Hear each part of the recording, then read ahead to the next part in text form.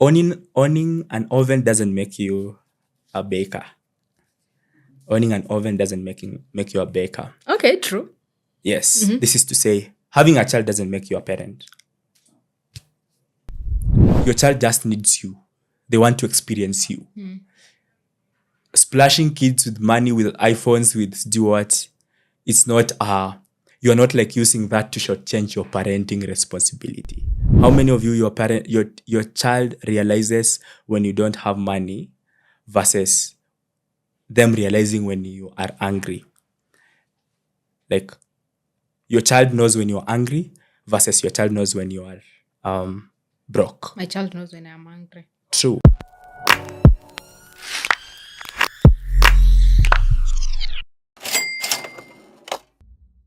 Hi guys, welcome back to Real Talk with Nikki. My name is Nicole Nyokabi and we're on road to 1,000 subscribers. So please subscribe.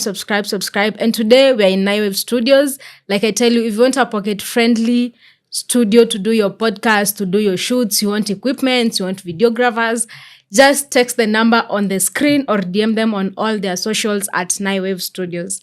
And today on our show, we have a very interesting guest. He's a counselor, a psychologist who has specialized in adolescent counseling. So I will let him tell us his name and a little bit about himself before we get into our show today. Karibu sana. Great. Thank you so much.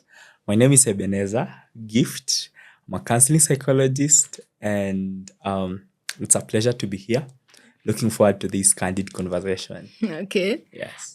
So you specialized in adolescent counseling. Yeah, sure. So how did you get into that? First, I got into that by chance, in the sense that getting into counseling itself, I knew this is something that I wanted to do. I have a background in something else. I did a degree in public health, but then I felt my wiring would do better in counseling. So then getting into counseling, then I realized there is lots of conversation around relationship and marriage. Very true. You go online and you find them. But then you realize there's a lot of formation that happens during this teenagehood and adolescent. So why not look at this gray area or this space that has not been exploited? And so far, it's an amazing space. Are you feeling like you're creating the impact that you wanted to create when you are going into the field? Yeah, sure, absolutely. Like this week entirely, I have been having speaking engagements in churches, schools. This morning, I was talking to Alliance Girls. That's nice. Having a session on life skills. So yeah, sure it is. So who qualifies for adolescent counseling? Who qualifies for adolescent counseling? Yeah. One who is passionate about it, and then also getting the skills. Now go to a class. I told you I had a background in public health, but then I wanted to certify passion. We have so many people who call themselves counselors, but nothing. Even in church counseling and everything. And all they're telling you is don't do. Let me use an example. If I am a pastor or I help a young person on a crusade ground and they are born again and they were into drug addiction, if I tell that person, stop, they can die because of withdrawal symptoms. But now that I'm a counseling psychologist, I know that, you know what, bro, we can, if we are doing 5 puffs, we can do 3, we can do 2, we can do 1. Oh, yeah. Yes. So getting that passion, but then get the skills, get the knowledge. Yes. So unasema si kila mtu anafaa kujita counselor? Si kila msee. Hizo ni chocha. Kuna wase wengi huko wako tuna mshene online, and it's not you have to get the skills. There's a process to it. Yes. Okay. So as an adolescent counselor, can you tell us like what are the major issues that you find with the adolescents that you deal with? You deal mostly with preteens, teens. Yes. So probably let me just cue you into the stages of adolescent. There is pre-adolescent, what also people call early adolescent, and then there's middle, and then there is late. So pre-adolescent, of course, age 10 to 12. And then we're having from 12, 13, 14, early adolescent, and then 15, 16, 17, middle, and then we are having late adolescent. 18, 19, 20. We're even having adolescents who are still late adolescent at 21. Adolescent at 21? Yes. I know that is shocking, but that is. It is. Yes. So at pre, there is issues with the identity. You're trying to get off your mom and you're trying to be yourself. True. These guys don't want to hold hands with the mom as they used to do when they were going for the shopping because they want to do themselves. This is when you will find they have their own room. They want their own room. They don't want to sleep with their baby sister. And then they are saying, you will find them writing on the door, don't knock before you enter. What they are trying to say is, I want to create my own space. So that is that stage. So issues with identity. But then also issues with peer pressure, more so for the middle adolescent. They're in high school. They're hearing stories and everyone is having conversation. They are wondering, how can I plug in? They want to be loved. They have an emotional need and that they can get from friends. So lots of peer pressure leading to drug addiction, leading to other process addiction or non-chemical addiction like pornography, masturbation. This is where people put on tattoos for no particular reason, and I don't have an issue with tattoos, but then it's the aspect of at this age, people are just doing things for the sake of it. You get the point? So at what age do you think is appropriate for people to have tattoos? Even age 0. If I told someone can do it at age 0. But then I'm saying the point here is, why are you doing it? Like, adolescents, they are ni story ya mbogi. Kweli? Nile sijui tunaenda kafo, nini msi hata anafaa kufika kafo, anavaa tu crocs anatoka. Jumbogi imesema, tunaenda. So the aspect of peer pressure, you get. And then sexuality, that's the elephant in the room. They're asking themselves, the things God has given me. When you are at a preteen, you don't have the feelings you have. Right now, everyone looks beautiful. If you are a young man, you see a girl passing by and you're like, oh, malisafi, you get. So, and all that for the ladies, they call them assets. The boobs have come up, hips and everything. And they're wondering. So young men have started saying, hi, you're looking beautiful. And it confuses them.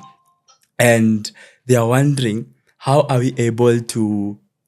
They are wondering, why... What is it? What is happening? Is this like an adult or a child trapped in an adult's body?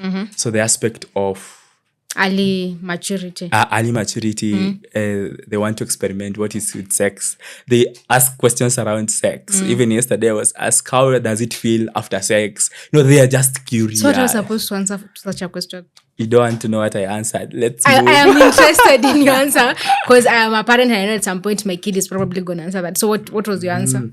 So then, in terms of sexuality, the conversation should be age appropriate. How much can your boy absorb or your girl absorb? What did you answer to that question of how does sex feel?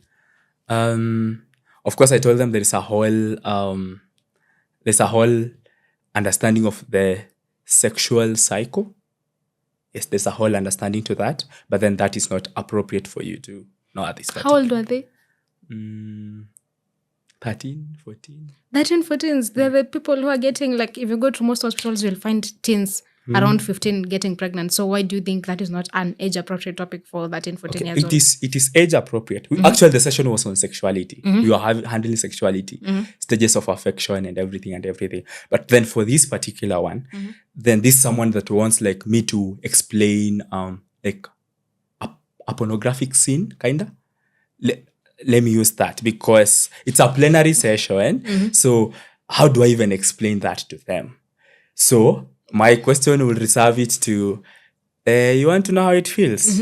You'll get to know how it feels when you get there. But don't you think with that answer, umempatia curiosity ya kwenda kujaribu? Wow.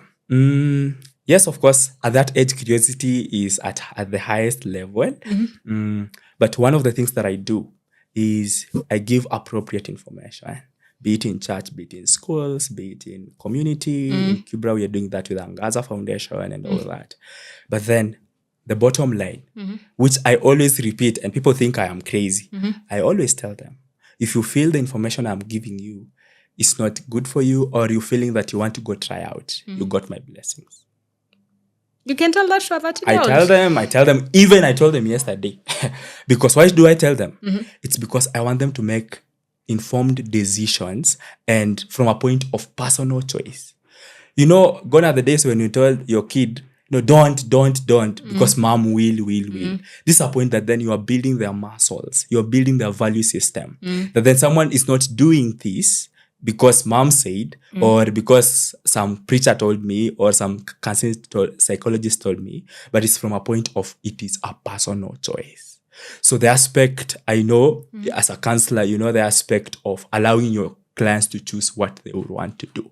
If a client will come to you and they are contemplating divorce, it's not for me to talk them out of divorce. I'm just helping them to understand, as you're making this choice, do you know the pros and the cons? So go ahead and do that. Okay, that's an interesting conversation about the sexuality around the teenagers, but let's continue with some of the challenges that you've experienced. Oh, good.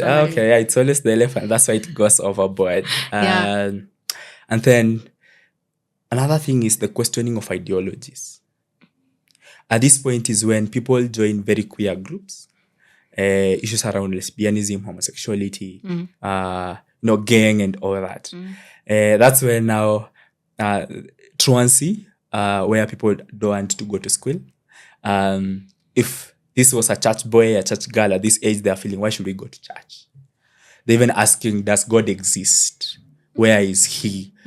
Some are even battling with, if God is there, why would he allow my mom die if they lost her mom? So they are really questioning ideologies. And they would come ask you as a parent, or ask someone, where is God? Where does he live? I get those questions lots of the time. But then the worst thing is, as a parent or as an adult or one being asked, is when you rubbish them or tell them, you know what, toka hapa na swali ya ujinga. There is no vacuum in a teen's mind. They'll go fill it with something. They'll go ask TikTok. They'll go ask AI right now, there's ChatGPT. They will ask, and they will get lots of information out there.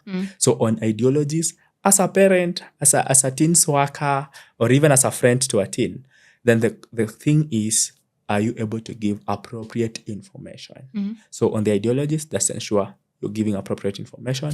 But lastly, on the aspect of some of the things, issues around relationships.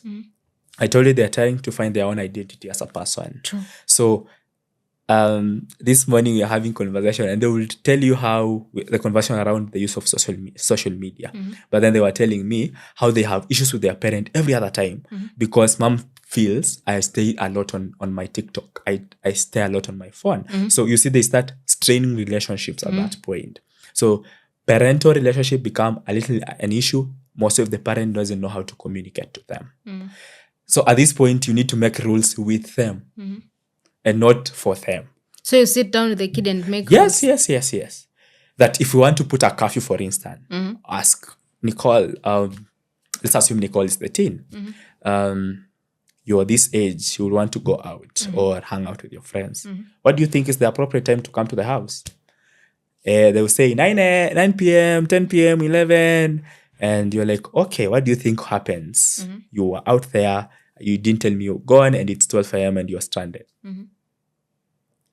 Let them think through. And then come to a conclusion. What about we do a 7 p.m.? Do you think that is harsh? They say, but mom, you see, we can get late and everything. Okay. So we agreed 7 p.m., but if you get late, can you text me? Tell me, mom, I am here. I am late, but I'll be on my way. So you see, when you're coming up with that rule, it's not your own personal rule. It's not your personal curfew. The teen knows that, mom, it's a collaboration. We agreed this. So when they are going against it, they know it's not, they will even apologetic because they know we made this. But what do most parents do? No phones, no going out, no. Hey, and then you go to work. Okay. So the kid you go and then they leave. Then they'll make sure they come before you come. Okay.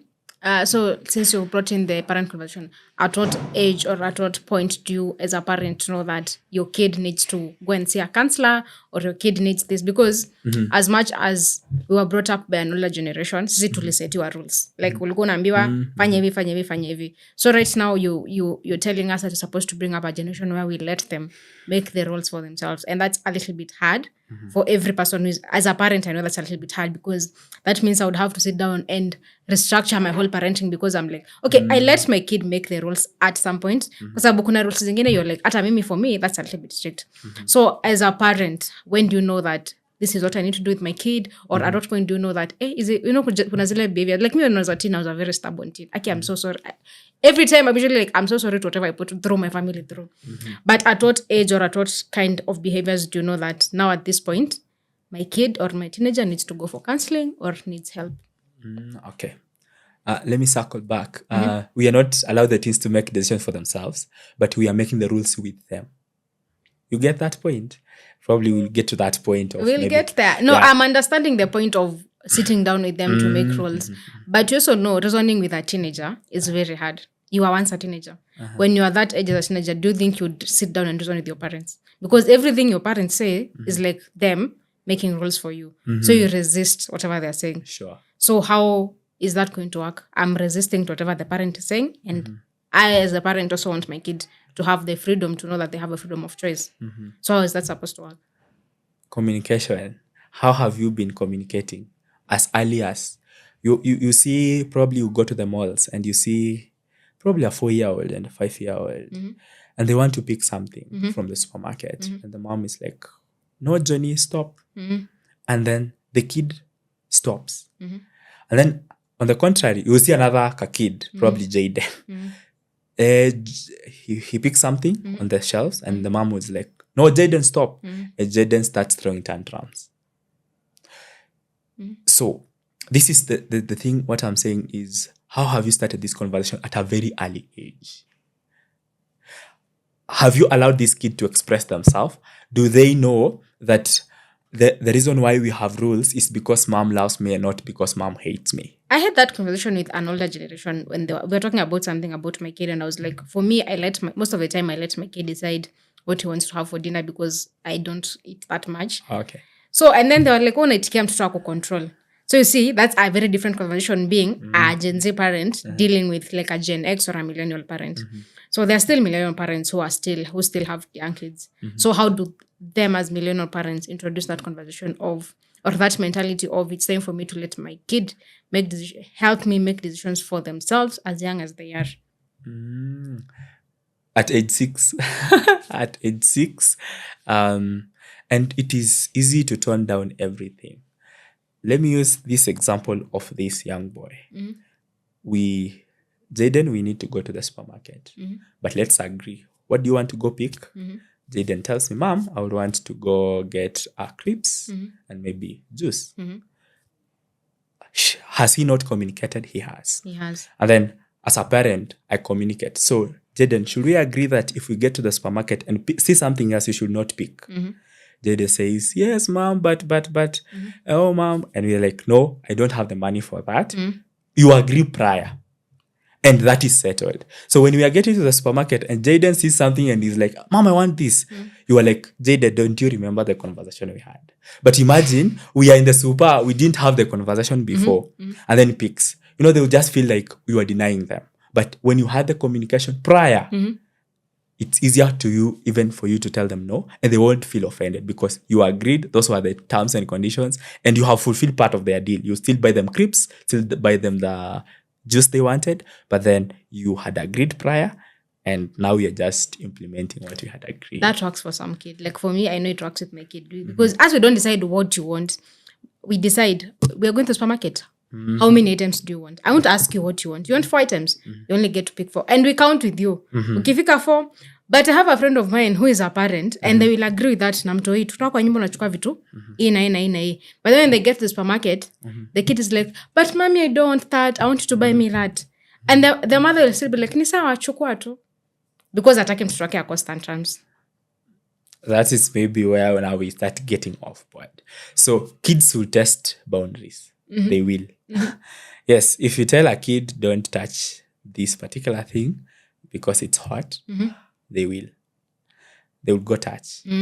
So when they touch, allow them face the consequences for that. Achomeke. Of course, I'm using that analogy to just tell you that expose them to consequences. Don't avert the consequences.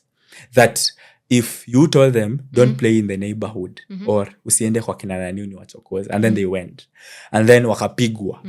What do most parents come? You go and yell, you bebeleza this one, and go yell at the other kids. But what you're doing, you are averting the process of choices and consequences at that early stage. So the kid will be doing things, alafu anajua mama atanitetea. But imagine, ameenda amepigwa, alafu mwambia nasi nilikukataza.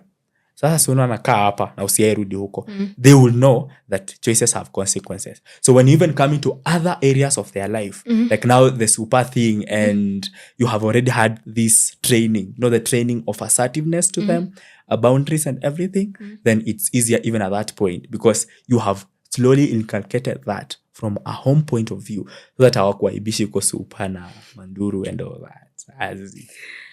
Okay, now I get the point. Yes. Yeah, so we were talking about when do you know that kuna ile whoever raised me used to call it acting out. Teenagers act out, adolescents act out. So what do you know? How do you know that your kid is not acting out and they actually have a problem that needs to go for counseling or they need help? First, acting out is communication. How is acting out communication? It is. The kid wants your attention. Yes. They are communicating. They are probably, you see, for the kids, the young kids, it's tantrums. Tantrums is like, Mom, I want to express myself, but I don't know how to. Yeah, true. You see, like as an adult, if you're stepping on my foot, I'll say, you know what, Nick, you're stepping on my foot. Please undo that. You get? Yeah. But at a kid will not be able to. Now come to adolescent. Acting out looks like, I want to communicate to my dad, but my dad is this CEO and anaheshimika and akikohoa. Those dads when akikuja ni kiti kwa mguu, mguu kwa kiti and all that. So acting out is that I am communicating. So I want you to see me. I want attention. I want you to listen to me. So it's the parent to be able to create an environment. And that is what I tell parents. Ensure you're creating an environment that your kid can be able to tell you anything that they are going through. So acting out could be one of those things that you see, but you can handle that internally first. Or even you as a parent, you may need to go for counseling. Because, totally sure. Some of the things that kids bring to me, I actually tell them, the teenagers, can I see your mom? Or after, consent, an under 18 cannot give consent. So it's the parent that has to give consent. Yeah. So when the parent has given me consent, I have seen the teen. Later, some of the things that are arising, of course, keeping confidentiality to some level, I tell the mom, you know what, mom? You may need to change your communication. You may need to handle this. And there are good parents that really... Now that you've brought up confidentiality, okay, as a counselor, I understand what confidentiality is. But don't you think there's like conflict of interest when it comes to confidentiality with an adolescent? Because I'll probably come and tell you something as an adolescent. I don't tell my mom. But for you to be able to help me through that thing, you have to tell my parents. How does that work? Not entirely everything. There are times that it is confidential. You tell me, don't tell mom, and I won't tell mom because whatever we are handling, we can handle it without including mom. You get. For instance, let me say a parent has brought to me a teenager because they are performing poorly in class. So while I do exploration, I realize the reason why this kid is not doing well in school, it's because they are being bullied or in school. And now the kid has told me, don't tell mom. But you see, the mom brought them to session because they want them to improve academically. For them to improve academically, they must have a good study environment. True. So you see, for that particular case, I may have to involve the parent. Even probably now the conversation will go to the teacher. And now to be able to ensure that environment is well for them to prosper. So how do I tell the kid? During structuring, when we're having the very first session, I tell them confidentiality is guaranteed. But up to a point where the issues we'll be discussing, probably you may want to harm yourself or harm oneself, but also the thing that we need to act on will be of help by me sharing to someone older or even your parent. When that is clear, they understand from even as you go to the other sessions. Yes. Okay, now I get it. Okay, so now you can continue explaining the acting out. Yeah, so there's that acting out. It's simply wanting to express themselves. Probably they feel you're really weighing them down with those rules. So they act out. They go lock their room. That's when they will write on the door, knock before you enter, and they don't pay rent in that house. You get. So it is just them expressing themselves. You'll find them oversleeping, not eating to punish you. You get. What they're just doing is they are communicating something to you. You're not eating to punish your parents? Yeah, we have those cases. What kind of mentality is that? Unakosa kukula upanish mzazi na mzazi anakula. Hiyo ndio acting out. So there is that acting out and probably loneliness. So this was someone who's a jolly, they have the energies, they go out, they have hobbies, they enjoy. But then of late, they don't want to go out. Their friends come say, so we go skating. They're like, no, I'm good. And initially they would changamkia their hobbies and everything. So one acting out to the aspect of them just wanting to be alone. Most of an extroverted kid or teen, you may want to know, hey, something wrong with Johnny. And also, this is very exciting, is the aspect of an introverted person of late just being out there, verbal and everything. That's acting out. No, it's not acting. We are going to those signs that you need to know that your child may need a counselor. Okay. Yes. So for this one, I'm saying it's interesting because one, this introverted kid or person may just have discovered the other part of them. True. And they are exploring. But then it can be masking. It's a mask. Yeah. So there's a mask of me keeping quiet, and then there's a mask of me being a jolly and everything.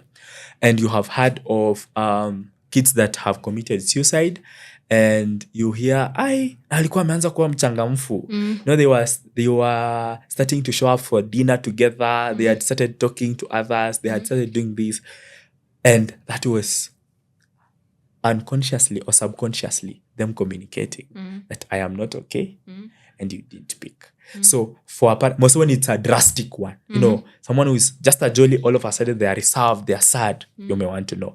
But also the aspect of they were quiet, then all of a sudden they just all over they are verbal, you may want to understand, hey, what's up? Get to understand. So that's also another telltale sign. And of course, it will be now others may have now started engaging in drugs and everything. They won't tell you. So you just find them being a little bit more conscious when they are around you. So utamuita and then they will take time before they come. Initially, they will just come immediately. So they are probably kujipanga before they come. Maybe they have done a puff and they want to ensure they mean to act. So they are looking at, hey, are my lips, before they come. So you just be aware. But then the good or bad thing is probably most parents are not available to be with their teens. So when when push comes to shove and we realize, it's too late. It is too late. Suicide note has been left behind. And then you start going back, you realize, hey, kulikuwa na signs. Yeah. So you're telling parents, as much as you're busy working, you should also have time to check on your kids and how they're doing. Totally okay. A free advice to parents, you will pay for this, but this is free if you will watch this video, and I tell every parent when you're having parent session, ensure as early as this, and for parents to be, ensure if you may not have the morning round, ensure you have the evening round. Let me explain. Oh, I know what a morning round is. Because our lecturer used to make us do it every day in class. Ulikuwa unaingia class unasikia 15-minute round. I still hate those rounds. Please don't hate them. No, because, okay, not to say anything bad, but most of the time I feel like these rounds are so intrusive. Like you're just there and then your lecturer is like, how are you doing? Okay, I hope my lecturer doesn't watch this video. I used to make sure I was 30 minutes late to class so that I don't do the morning round. Because what do you mean? I tell you I'm okay and then you're like, okay, how are you okay? Don't tell me about how you're okay. Tell me about what you're feeling. Do you know the meaning of... Totally okay. I know. That's and vulnerability is strength revealed. Being vulnerable, it is you're strong, but I am willing to open up so that I get help. Totally okay. So let me go back to my morning round and evening round. So for a parent, a morning round will look something like you wake up together. Probably you have time on the table for breakfast. Get to know, hi Johnny, how are you feeling? Did you sleep fine? Is there anything that, no? What is your plan for the day? Like it's an easy conversation. In the evening, and I'm emphasizing on the evening because it's the closure of the day. True. When you are closing the day, get to know. And you can even know from a 6-year-old who went to the grade 4 or something. Shule ilikuwa aje? They will tell you, my best friend was there. the teacher, we learned, we drew, they will show you. You are able to get the issues they had in that day. If something changes, the kid will not mention the best friend. They may not even mention that teacher. Then you may realize kuna tu vitu tuna change. Even for this teenager, create an environment and start early. Don't wait for them when they are teenagers, because you say there is the continuity theory. Whatever was happening just continues. True. So for a parent who is a parent for the teenagers, ensure that you're having this conversation.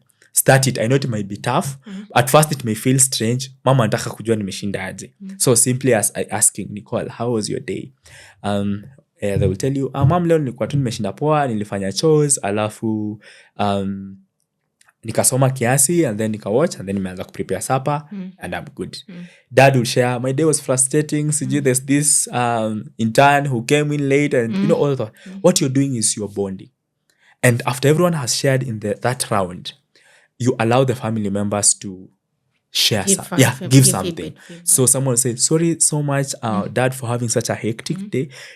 Dad is also knowing that I have somewhere that I feel warm.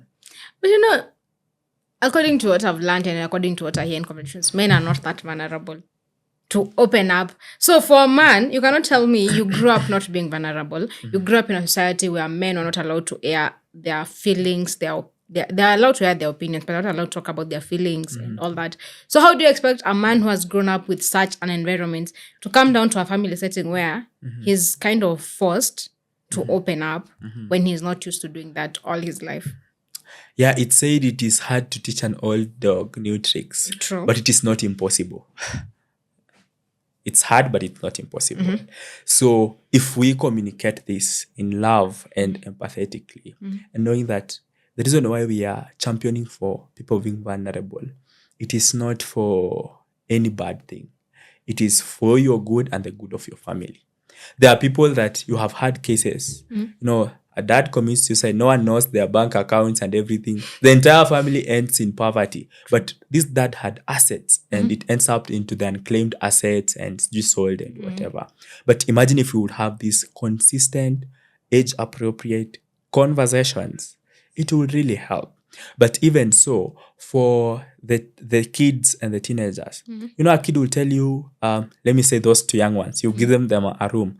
They will tell you, no, mom, sikupenda vile nilitanika kitanda na ukakuja ukakalia. So what they're telling you is what I would want boundaries. And personal space. So don't just be coming into my room and start saying, hey, sasa hii boxa umeanika hapa. You're making them ashamed. And at times parents say it when kuna wageni, and we think sasa tumwaibishe ndiye ajue. Atikuja uonyeshe auntie nani report card. I know. Alafu unaenda unapata muonyeshe chemistry 0, kwani haujui pipette, haujui sijui nini, and you think you're helping them, but you're just pushing them away and away. So you're saying the shaming aspect is not really a healthy one. It doesn't work. It doesn't work. If this kid is going into probably addiction, and let me use the example of addiction because it's profound. You see why addicts keep going back to Mama Pima and every other time. It's because they have found love there.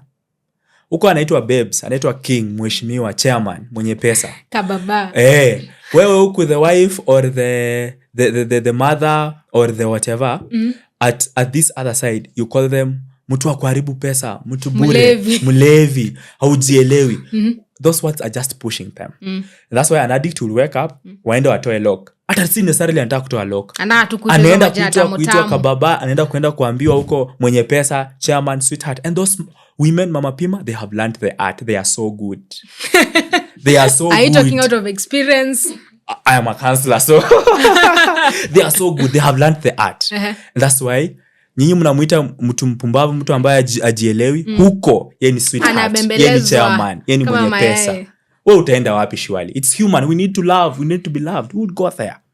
So shaming doesn't work. Most for someone who is struggling with something, reminding them constantly, this is who you are, doesn't help. What if they will see that I'm loved? That brings me to a point of even delinquent youths. Someone who said something very powerful. You see like right now there's DCI and there's the wanted. Wanted. Someone said something very powerful. What if we wanted them before they became wanted? I will explain. What if we wanted them before they became wanted? The reason why they are wanted, it's because we refused them. So you're saying abandonment issues is one of the major causes of people wanting that attention and love from I didn't feel loved at home. I didn't feel loved. Nikapata mbogi. Ibogi ni wasewa kupigwa wase nyongole and all that. And uko naitwa mse mwenye form. So you say I'm loved. Huko. So my parents didn't want me. My church didn't want me. Other good people didn't want me. And then the society they rejected me. And then I found somewhere. And then I become a criminal. Then now you want me. What if we would want them prior before we want them? So nasema if we deal with abandonment issues, we can reduce crime. Absolutely. Yeah, that's a nice theory. It's a nice ideology.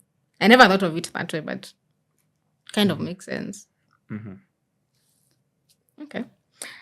So what do you think is the impact of people letting their kids make their own choices and going for adolescent counseling and helping their kids be able to be more self-aware? What do you think it will be the impact of that in the society that we are bringing up? Because I am sure in your society or when you're growing up, you do not grow with whatever you're telling us here. So what do you think is the impact of whatever you're telling people in the new society that is coming up? First is to acknowledge there is no school of parenting. Too bad. It's very sad. Too bad. Probably I will start one where before you become a parent, you enroll for 3 years, Nicole. I don't think it works. Ama ningekuambia last year. My kid is 4 years old. No, I don't think it works because as a parent, kuna zile vitu naambiangwa, me mostly, I'm not saying, I've read parenting books. I'm not going to lie. When I got pregnant, I read parenting books. I read parenting journals. They don't work. Because kila mtoto anakujanga ni very different. Totally, okay. People used to tell me, when your kid does this, my kid is the total opposite of me. The way I'm bringing up my kid is the total opposite of how I was brought up. Right now, if you piss off my kid, atakwambia. And most of my friends know. If you do something, my kid will be... you're very bad. You've made me sad. And then my kid will come and... Me, I didn't know that. Me says, as grown up as I am, is when I'm being able to communicate my opinions to my own parents. But right now, my kid knows that. And a lot of people will give me the criticism of unalea mtoto vibaya, you get. So I'm saying, no matter how many parenting books you go for, how many parenting class you go for, every kid is different. Totally okay. And even the Bible says, bring up a child the way they should go. And that has two connotations. The way they should go, the way you as a parent think they should go, but then the way that they are unique that they should go. Yeah. You get that? Two analogies. So the aspect of knowing better is not necessarily so that you use a template. There is no using a template. And I even have people who say, your relationship should look this way. There's no template. We are unique. That's why we are marking scale. And that's why we have different fingerprints, the 8 billion of us on the globe. So the reason why you will go for a relationship and marriage seminar, the reason why you go for a parenting seminar, a teen seminar, is just to know better. And if you know better, then you can contextualize that information for your own child. You get the point? So for a parent out there, know better. Those books, get the information, but then contextualize that for your child. What works for my child? So customize whatever works for your child. Even whatever we are saying right now. I don't want you to consume everything that we have and say this is the Bible. No. Get what you have told, customize what works for you. And the thing is, slowly by slowly, knowing better, doing better, we're able to change a society. So for the parent out there who is struggling with a teenager and you're wondering, ni waste pesa and everything. The thing here, do you want to waste money? The feeling of you're wasting money, or you want to waste a destiny? Okay. So the conversation here is not beyond the amount of money your counselor would charge you. The thing here is, do you want to leave behind an inheritance of a child that even if after you have long gone, people will be like, Mzee so-and-so did an awesome job. We have his son here. So it is, I tell parents, and I run a teens program, and I tell parents that any investment in your child is not wasted. it is not. And a parent will say, what if I'm investing, nothing comes out? Totally okay. You have done your part. The worst thing is when push comes to shove and you have had those parents that cry, I wish I would stay longer. And you have had that even celebrities when some of them die. And the parent comes and says, I was a busy person in the entire life. I wish I would be there. And even others confessing, money does not matter. It's the time you spend. But it is too late, honestly. So any investment you make in terms of into your child, signing them for that holiday program, that life skills and mentorship program, allowing them to see a counselor, it is not wasted. And you don't have to bring them to counseling so that when they have a problem. Let them come experience counseling. There are things that we do in counseling. Let's say, for instance, self-awareness. Self-awareness itself just helps you to be more aware, be a communicator, be able to set boundaries. So take your child to don't wait until they have issues. And probably when they go for counseling, just for the sake of experiencing it, they will learn some things and you will be able to prevent before you come to the cure point. Okay. That's an interesting analogy. I'm going to keep that in mind. So you've talked something about you do teen seminars. Yes. You've said you do teen seminars. Yes. If someone is interested in bringing their kids to teen seminars, where would they find you or how would they communicate to you? If someone wants to bring their child to counseling, how would they get you? Okay. So on social media, I am called Gifted Eben. GIFT. Gifted. So one who is gifted and then Eben, for short form for Ebenezer. 0729440874 is my number. 0729440874 is my number. And you can call, share, and we're able to book in a session. But then the tips program is running. We are having a dinner on 29th for the parents and teens. So this is you as a mom coming with your daughter. Imagine wearing that dinner dress. That's nice. We're looking forward for a good time. And then also we're having a workshop, our virtual workshop, just to help. Teens are at home and parents are also busy. They are looking money to give to this. Yes, so we're also just helping them to develop life skills. So again, if you call the same number 0729440874, you have inquiries, we would always love to serve. Okay, that's nice. Yeah. So what's your advice to parents out there who are raising teenagers as we wrap up?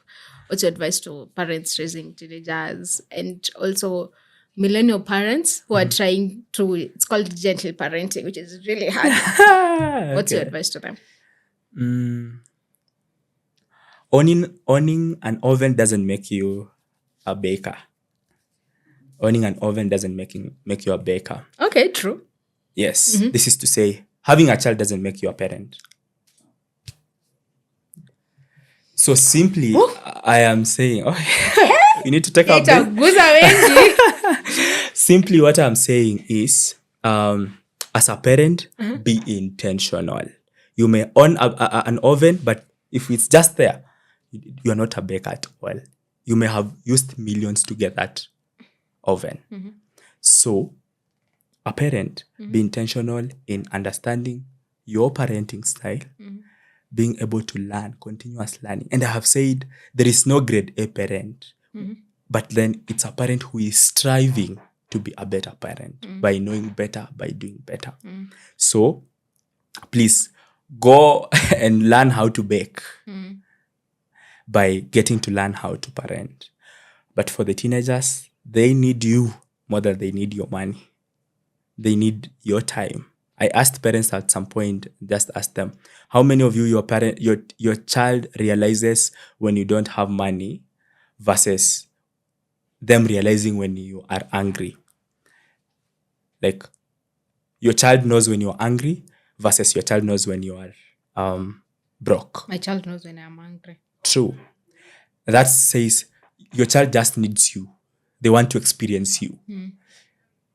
Splashing kids with money, with iPhones, with do what? It's not, you're not like using that to shortchange your parenting responsibility. Ati nitakupeleka Carrefour, nitakupeleka KFC. That does not, they forget about that. They remember the time you spend with them.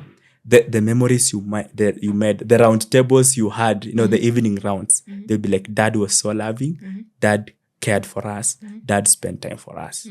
So number one, learn how to bake. Number two, be intentional in terms of bringing up your child, but then create time for them. It will count. Yes. Okay. Thank you very much for coming in today. I've learned a lot. I'm hoping I can be able to host you for another episode real soon. If you have questions, please type up a comment up chini. We will be able to have him soon, I'm hoping, again. So thank you very much for those who have watched the video till the end. And like I said, you're in Naive Studios. If you want somewhere to hold your podcast, if you need equipment to do your podcast, just text the number on the screen and follow all them on all their social media platforms. Thank you very much for watching till the end. Till next time.